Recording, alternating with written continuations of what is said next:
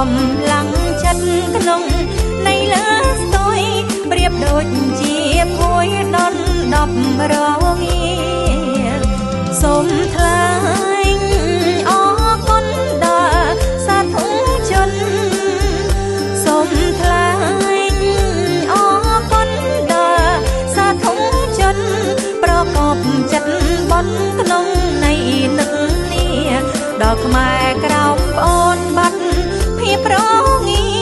កឋិនល្អជាដូចសួរសុខទុក្ខ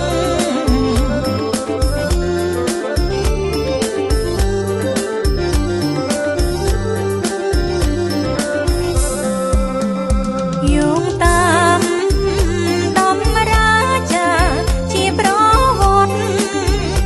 យោងតាមដំរាចាជាប្រវត្តិពាក្យខ្មែរប្រកបមានន័យថាផ្សេង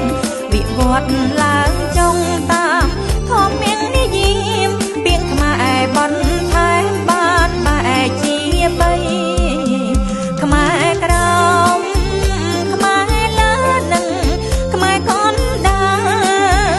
ខ្មែរក្រោមខ្មែរលើនឹងខ្មែរកនដារួមអង្គភិងបាលវប្បធម៌ល្អក្រៃខ្មែរតំបន់មួយនៃស្រុកទីដី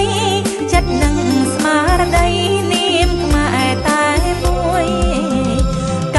ឋិនឆ្នាំនេះមានខុសពីស្នាកឋិនឆ្នាំនេះមានខុសពីស្នាបនពីដូនតាថាមភាពជំនួយផ្ដល់កំឡុងចិត្តក្នុង